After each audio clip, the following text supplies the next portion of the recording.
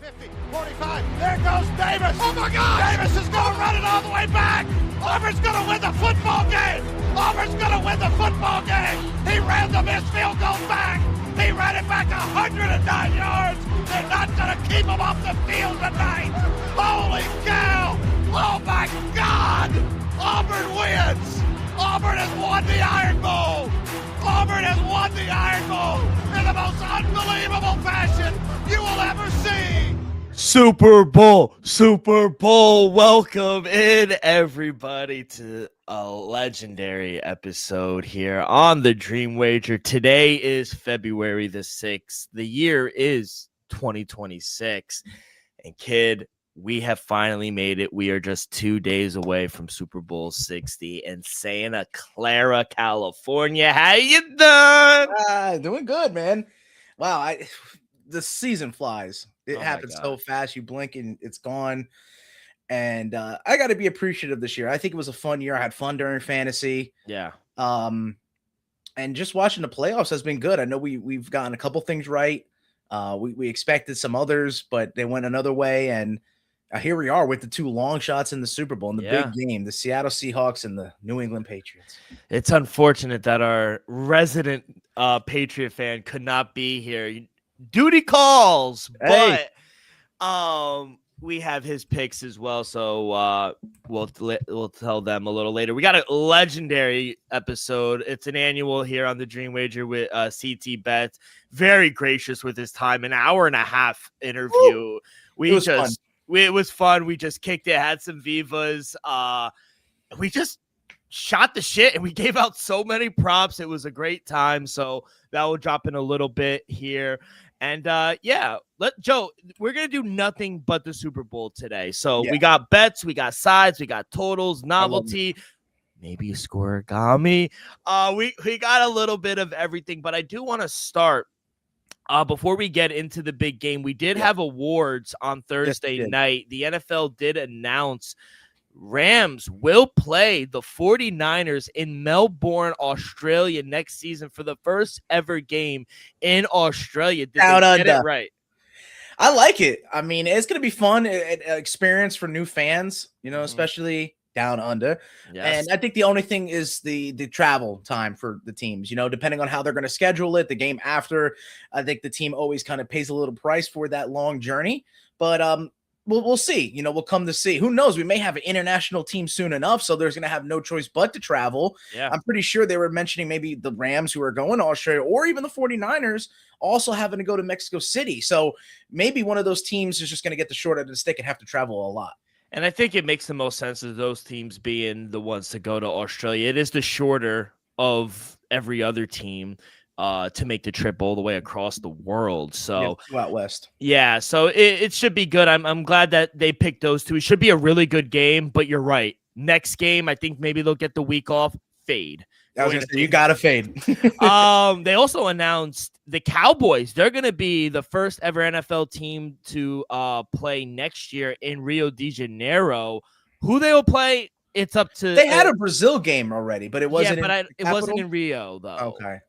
But it will be the Cowboys next season. I don't know who they'll play. They got to get like the Giants or someone. Well, I was gonna say, man, look how it is. As soon as the NFL, American football went overseas to England, you started seeing some Jets fans. So I'm sure one of the most prestigious brands, the most recognizable, maybe not so prestigious right now, but one of the most recognizable, the Star, growing their fandom in Brazil.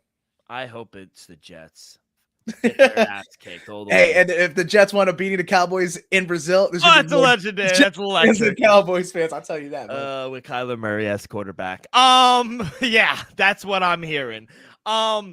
Let's start, with the awards because honestly, we can start with the award that broke while we were interviewing CT last night.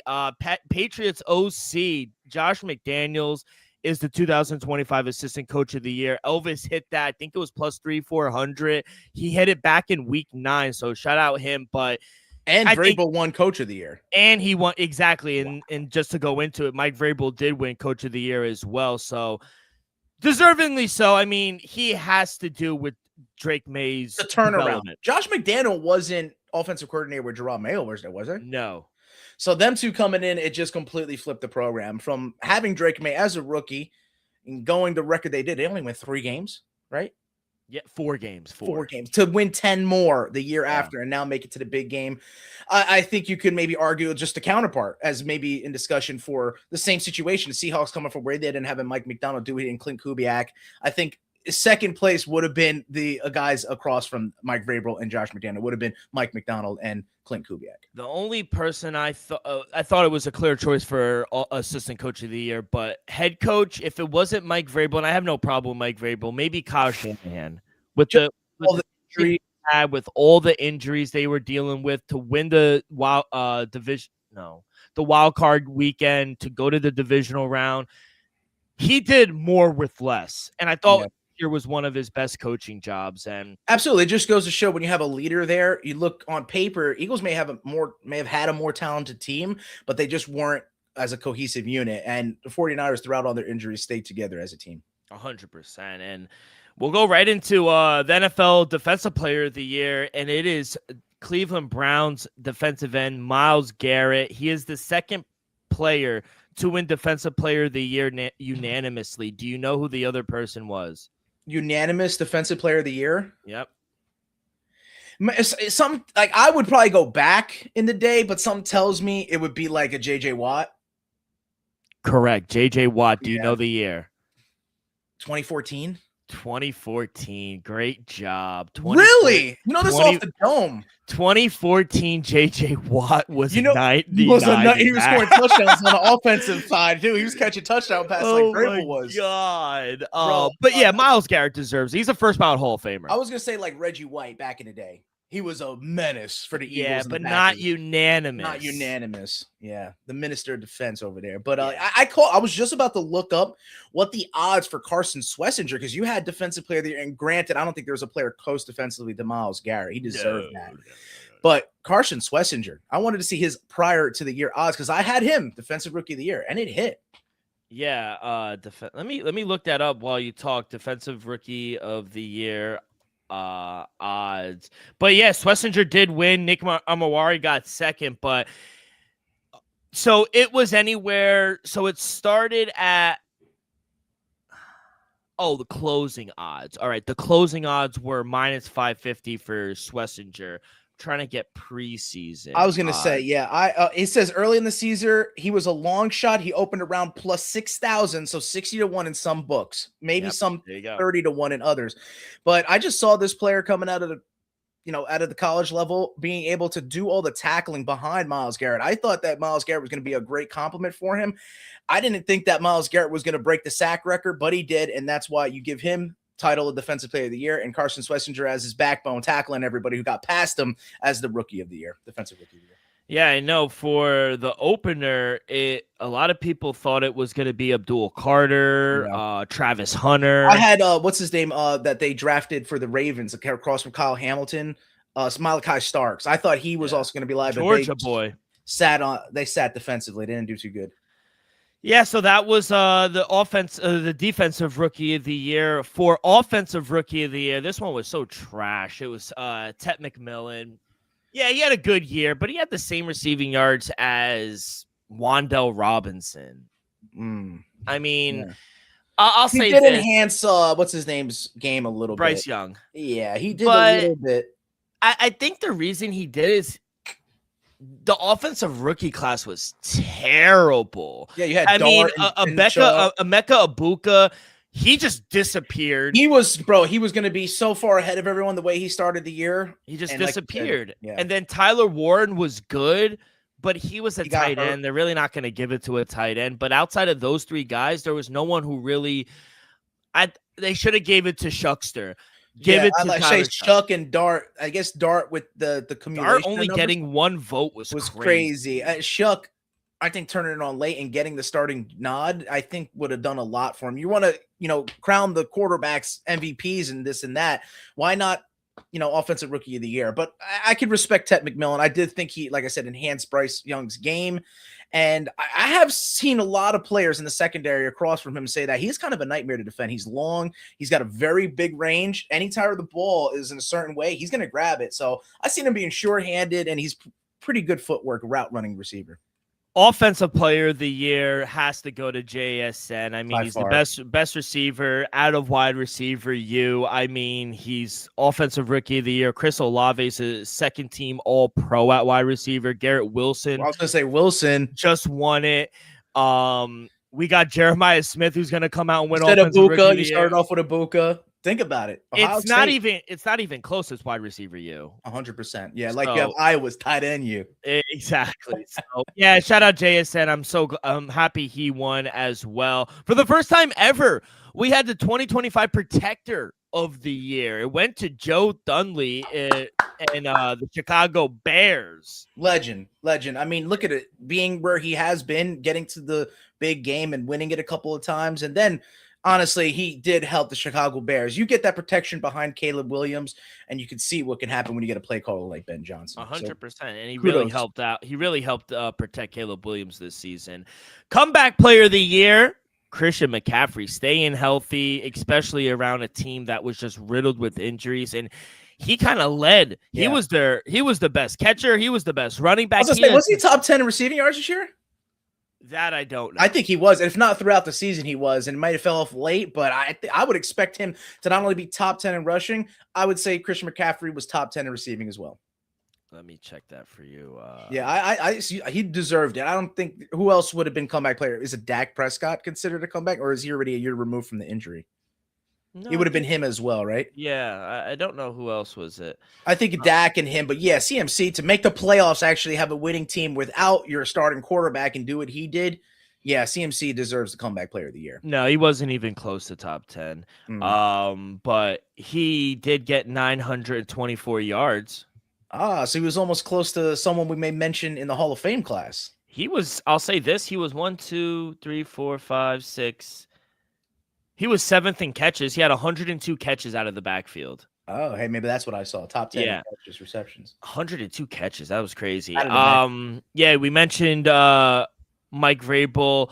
Budda Baker, Art Rooney Award winner for sportsmanship. So at least the Cardinals won something. Budda Baker? Yeah. Hey, shout out. I haven't heard his name all year. No, me either. If you have 3 minutes of your time, watch the speech Bobby Wagner gave for winning the Walter Payton Man of the Year. Oh my God! I mean, this guy. No wonder he's a Hall of Famer. I mean, it is the epitome of a Man of the Year. Is Bobby Wagner, bro? From Seattle origins to everything he's done, Bobby Wagner has been a stalwart defensively, but also one for life. He's always been there for everyone in his community, and he reaches outward. And like you said, this speech just meant so much to a bunch of people. Especially I love his Bobby family, Wagner. You know, his late mother who passed, who was everything to him. He dedicated it to her, and it was just like, wow, you want your son to grow up and be a man like Bobby Wagner. That's what I say. Everyone in his family can look up to him. Oh, 100%. And he puts on for the community, puts on for his teammates. People go to him, and he's going to be in Canton one day, and he'll have a statue. And yeah, I'm happy for Bobby Wagner. Give him a bronze bust. Remember, you had the Pat McAfee show, bronze bust versus gold jacket. Bobby Wagner, bronze bust. Bronze.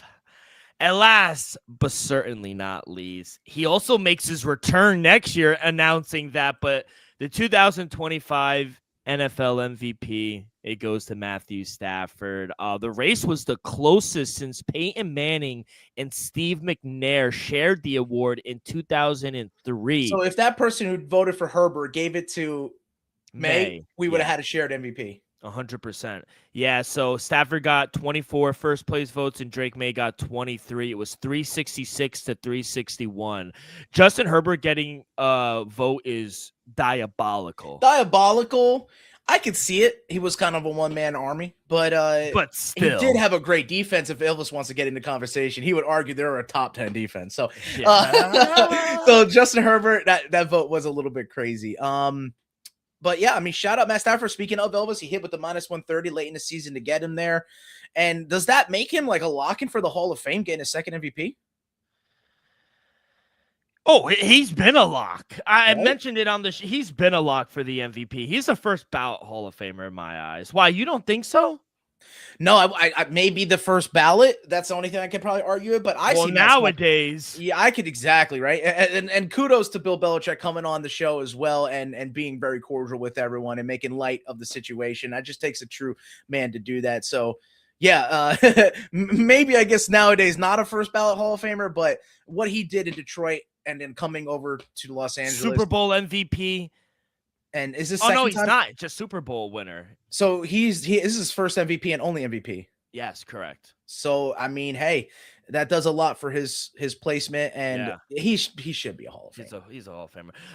I'm gonna call the best first overall pick quarterback ever, right? First overall pick quarterback. Was Peyton Manning a first overall pick? Do the research real quick. I'm gonna call Elvis and try to get his thoughts on Drake May not winning. Elvis, you're on the Dream Wager live to tape right now. Thoughts on Drake May not receiving the MVP? To be honest, the fact that he lost it by 1 vote tells you everything you need to know. Justin Herbert ended up getting a vote. Don't get me wrong, Justin Herbert had himself a great season, but in reality, he should have got that 1 vote? Absolutely not. I think Matthew Stafford deserved it, absolutely. But the fact that Drake May only lost it by 1 vote, you could kind of make the case he could have been the co-MVP. I would have been okay with a co-MVP. Drake May had a tremendous season. I think he got robbed, Joe. I think he got robbed personally. I know. What do Joe feel about it? Joe says the same thing. It's we said the one vote to Justin Herbert. And you know me, I'm the biggest Justin Herbert fan. That 1 vote is diabolical. Yeah, like come on, like it was a 2-man race. To me, it should have. Like Josh Allen got a vote. Okay, I'm not mad at Josh Allen, but all the votes should have been to either Drake May or Matthew Stafford. And I feel like if all the other votes who went to Justin Herbert went to Josh Allen, that's a difference. I think Drake May should have won the MVP. I agree. But you do hit your bet on week 18. Great hedge. Yeah. I said it after the show, people. Get the number. I think it was at -130, -140. I said if you could afford to hold some money away for a month, you might as well do it, put it in. And I was coming from a Patriots fan. So shout out Matthew Stafford. He deserved the award, but we could all agree or make the case Drake May should have easily been the co-MVP, if not the winner. Yeah, I don't disagree with you at all. Last question. We hear so much about, the committee revealing who voted for who, Bill Belichick not getting in, Kraft. Should the person who voted for Justin Herbert reveal himself? He has. Oh, he has, Joe. Yeah, he has revealed himself. He came out and said his whole spiel. It's just like the guy who voted, or from Kansas City, who said why he didn't vote in Kraft or Belichick. Oh, he did reveal himself. See, I didn't know that. Okay. What should happen to him, E? To be honest, I think he just needs to explain himself. Why did he think Justin Herbert was the most valuable player over Drake May and Matthew Stafford? Because it's one thing if you voted for Matthew, but the fact that you're in your head, you're the only person who thought Justin Herbert was an MVP candidate. So I just need to hear his explanation. Because if Justin Herbert would have had multiple votes, okay, cool. Other people thought the same. You're the only oddball, and I need to know why. Yeah, I appreciate it. Last thing before we let you go, E, I need a final score.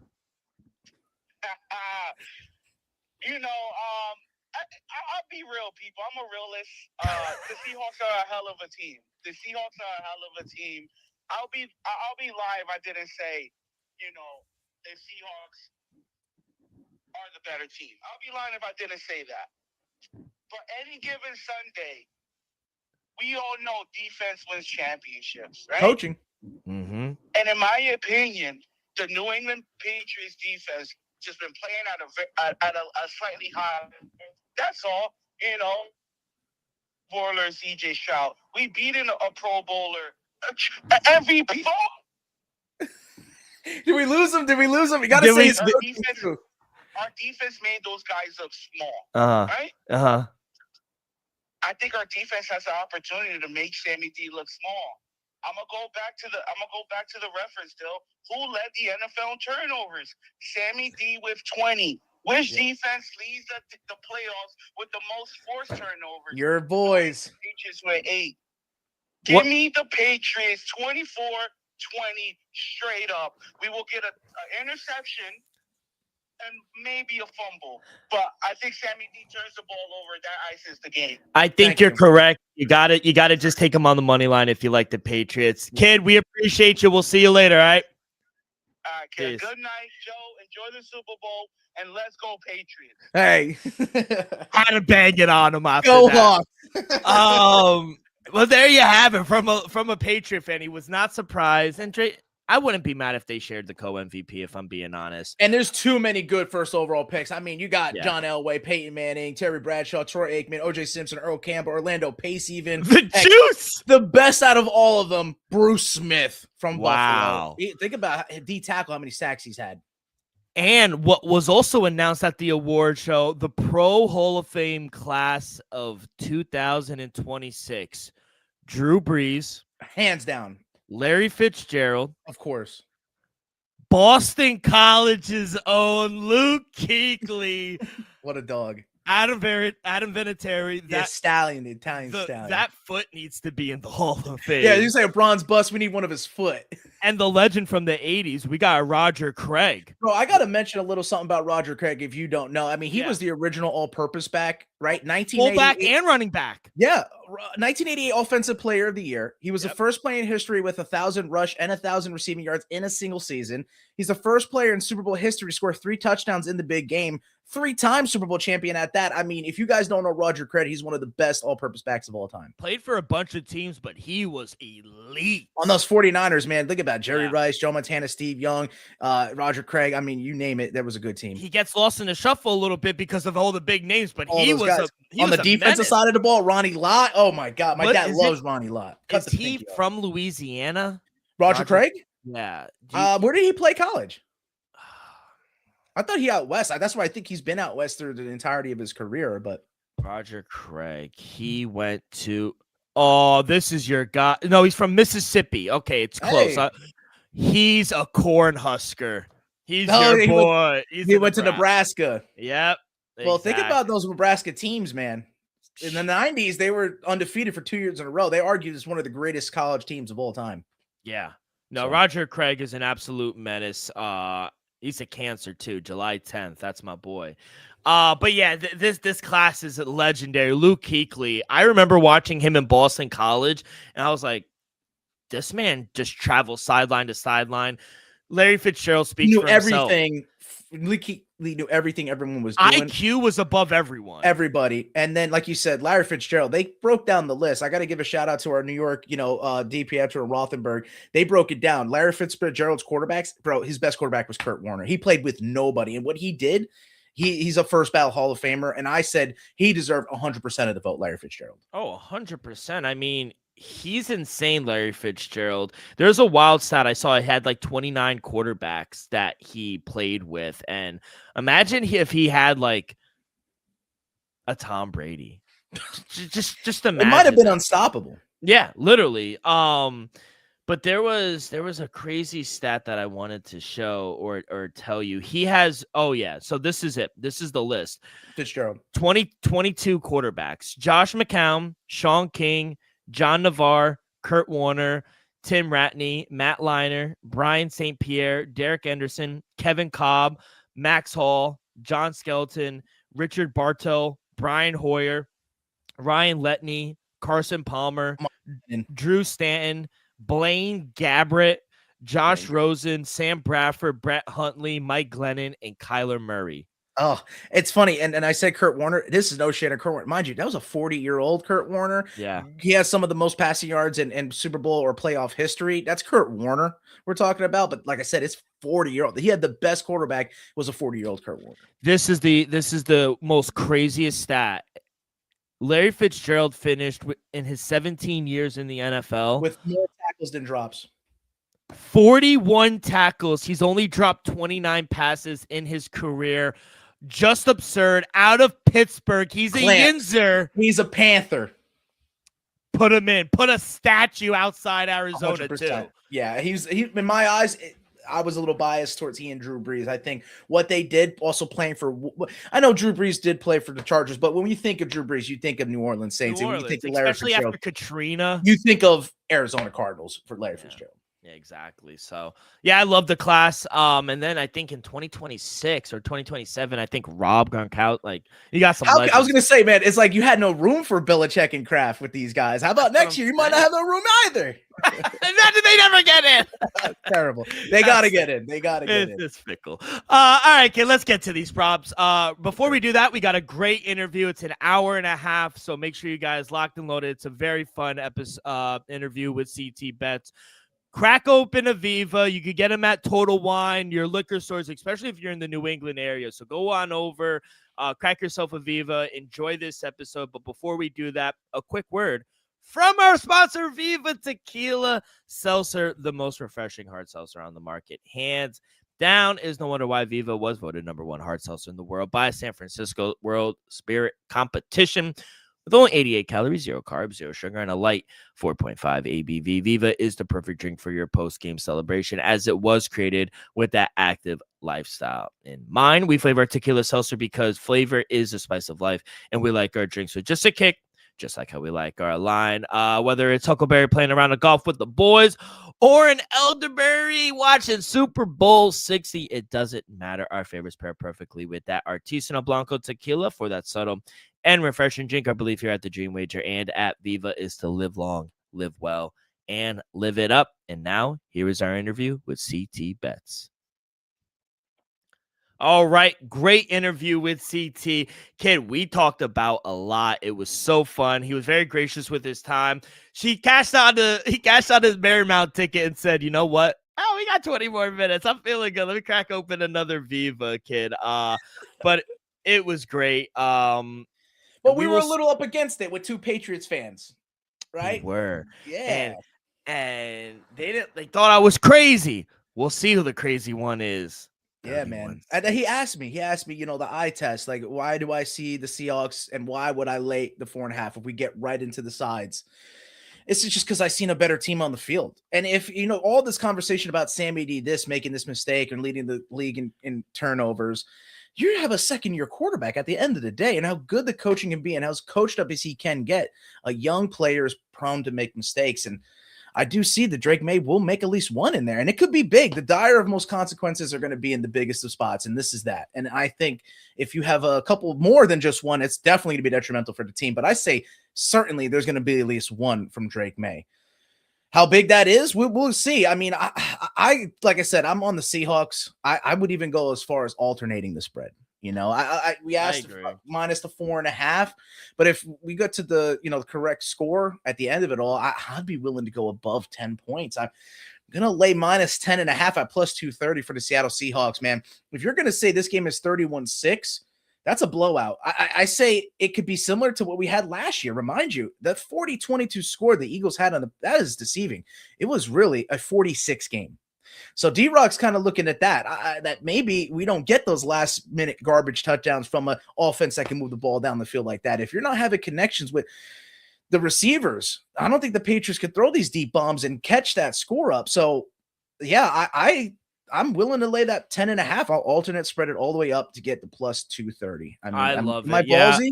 No, not at all. I love it. I laid the 4.5 as well, minus 106. It's at minus 110 right now. I would agree. I think we should alternate as well, minus 6.5. I think they're a touchdown I think they're a touchdown better team right now, if that makes any sense. But I agree. I just think they don't have a number one. And yeah, it's gotten them this far. But what we saw in the NFC Championship game, I think, was the biggest test for Seattle, and they overcame it. Everyone thinks Sam Darnold, even CT said it, and he's one of the sharpest minds, and I believe him on a lot. But it's just, I disagree on Sam Darnold being that old Sam Darnold. Could he be? It always could be there. He could, but I think he's grown as a player. So. I think even if he does turn the ball over time, it's not going to affect him as it used to. It's not going to affect him because the defense is so fucking good. The offensive guys are going to pick him up. They've given him enough time too. If you've seen as well, Sam Edey's got time and he's got route runners. I like to think that move for Shaheed might be the most impactful trade we've seen all season. Do you agree? It's definitely one of the most impactful trades this They got him to the Super Bowl. Yeah, got him to the Super Bowl. And if I'm the Patriots, do you really want to kick off to him? No, you're not touching. You're kicking away. It's like a Devin Hester type of player back there. Because if he returns it, it's over. Yeah. And mind you, you argue about not having number one. And we were talking about Stephon Diggs and his propensity to have a big game. But look what he did in Buffalo. He folded on them the year prior. Who's to say he doesn't do that now? Who knows if he's going to be in his head with all the trouble that the NFL's given him leeway with, right? I think if your conscience is true, I think it will affect you. Who knows if that's the case? But I definitely think that there's a couple things in play here against the Patriots that it's going to affect them mentally more than the Seahawks. I think they're all play on the field. Elvis is taking him straight up. You heard him on the money line. I wouldn't take the points. If I am on the Patriots, you got to just take them on the money line. Yeah, like you said, take the value in that one. Total, though, because I think me, CT, and Elvis were all on the same page under. You thinking more over. This is, and that's good we brought it back up because I see over in the second half. I do see that, you look at Vrabel, the way he coaches defense. You look at McDonald, the way he coaches the defense. I think schematically and the players that they have in fresh, they're going to shut each other's offensive down. I think, of course, you may have the special teams get these points on the board, and I'm going to get into those picks a little bit, but I just genuinely think that we may see an under early. So the first half total was 22.5. It was minus 120 for the under, and I'm going to take that. I do see if I'm, I can't predict the correct score at the end of it because they actually don't have my score, but mine either. Here is a sweat for you.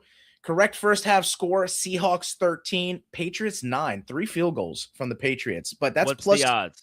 25,000. So what is that? 25 to 1 or 250 to 1? I think 250 to 1. 13 to 9 Seahawks Patriots. That will be 22 points. You win by the hook.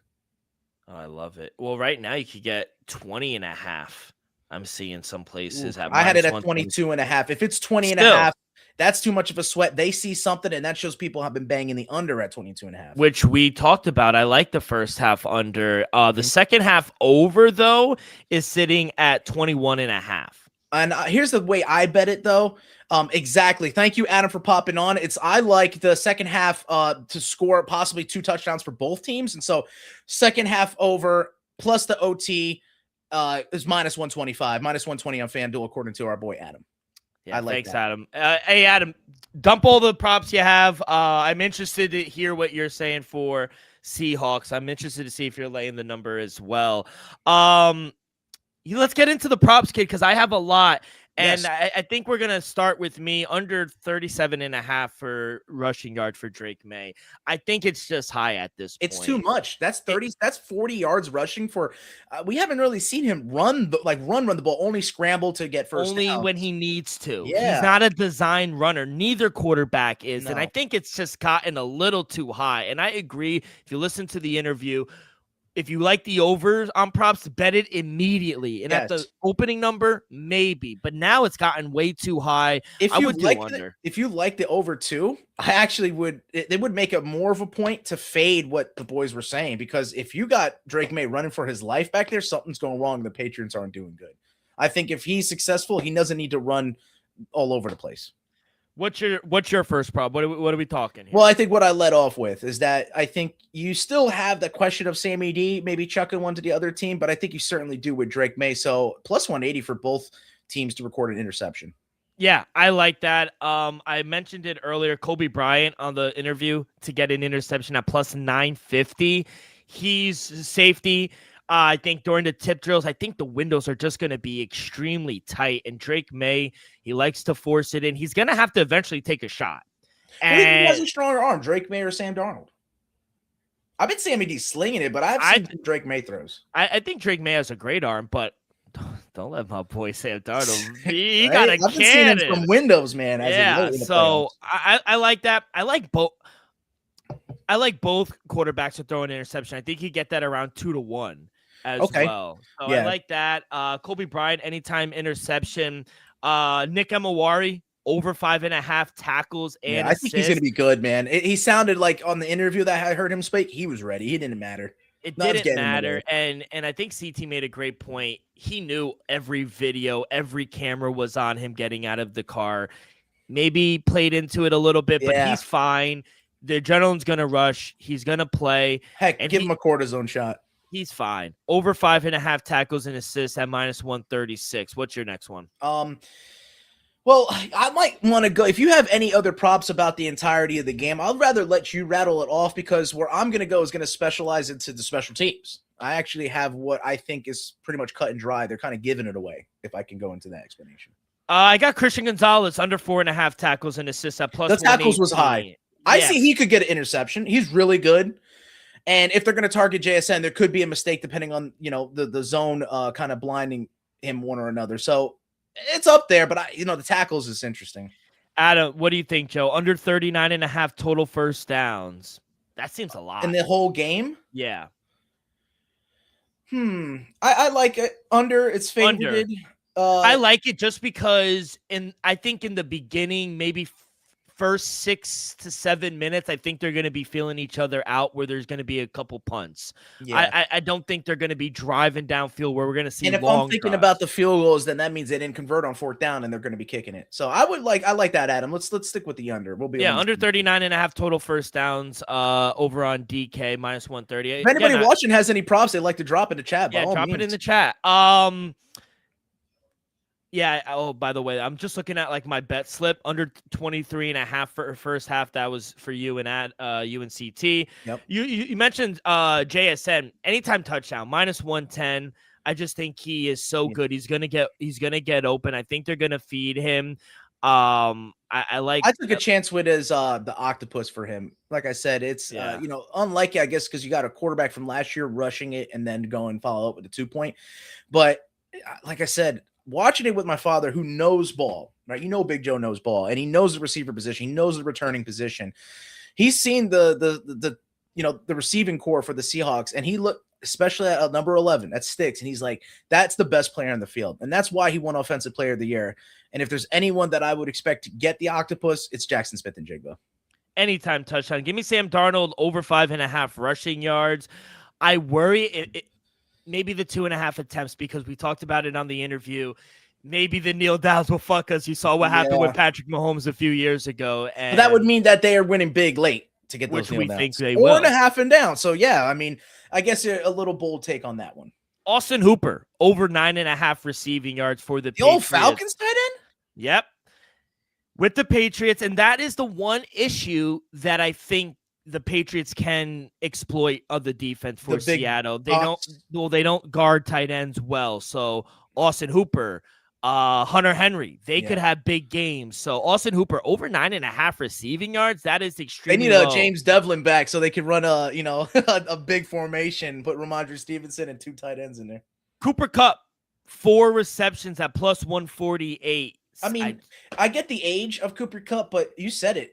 It's for a team of Patriots may not have a number 1, because Stephon Diggs being as iffy as he is. The Seahawks could have 2 number 1s. Cooper Kupp could be a number 1. They're going to double JSN, and Cooper Kupp's going to get open.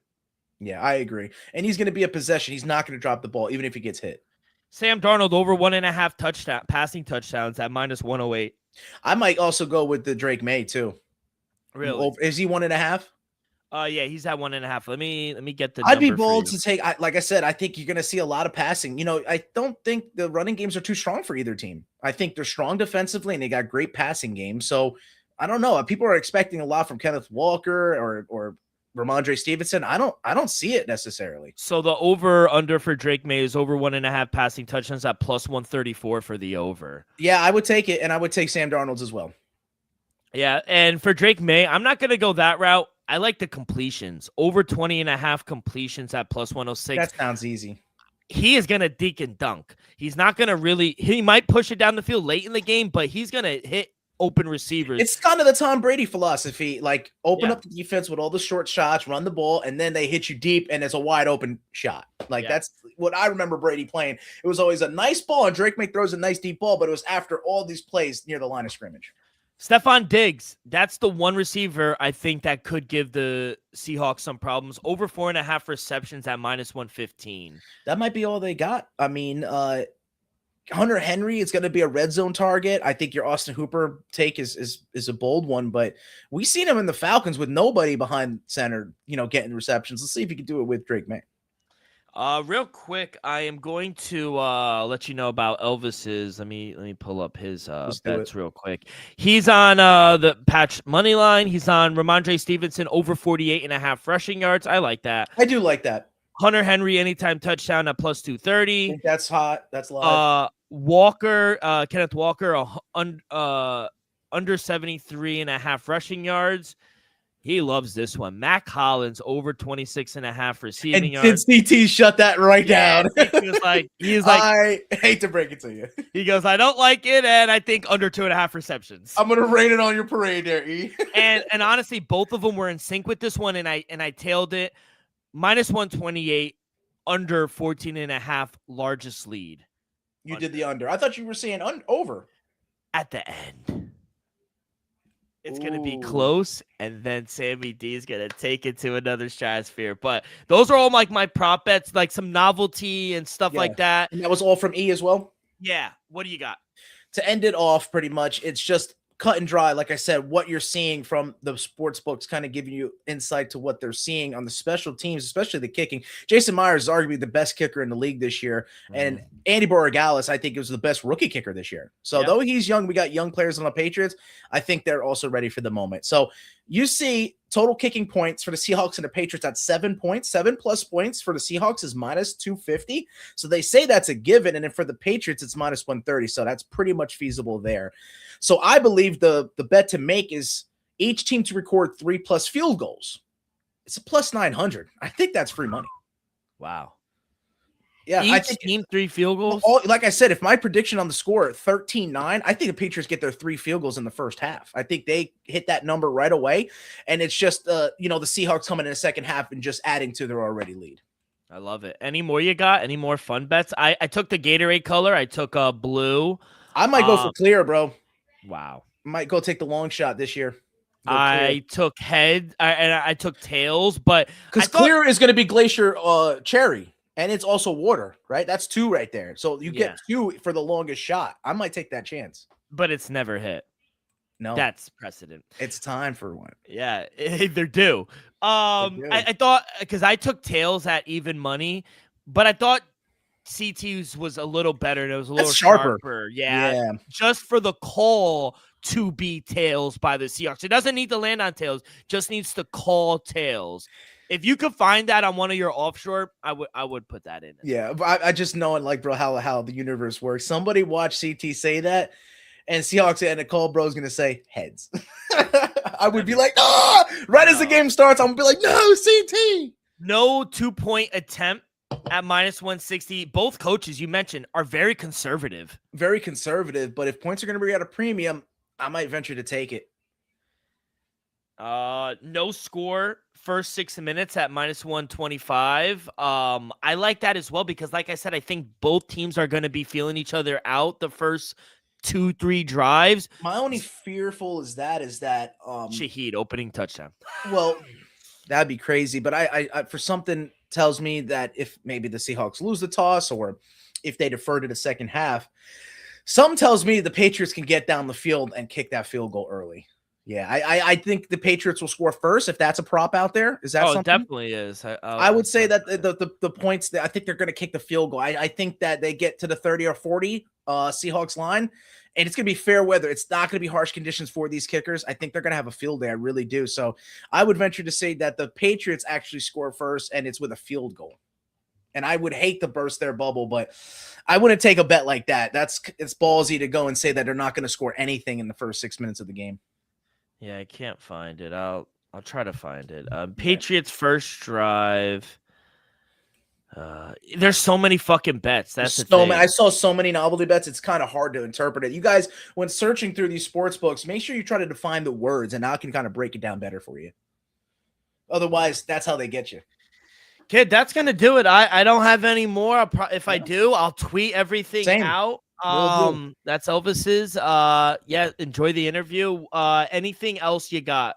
No, we're gonna be back Sunday after the Sunday game. night, right after the game. After we're gonna watch a little Duke North Carolina basketball tomorrow, into the fights that we discussed, and then right into Super Bowl Sunday and watching the big game. Man, I can't wait. Let's fucking go. Oh, thank you, Adam. Yes. Plus 116 New England to score first. Yes, and that's the thing. It doesn't matter which way, but I do expect it to be a field goal. 3-0 in 6 minutes. In 6 minutes. That's insane. Well, enjoy the big game. We'll be back Sunday to discuss it. Good luck on your bets. Bet responsibly. Yes. Enjoy the game, and we'll talk to you guys on Sunday. Peace.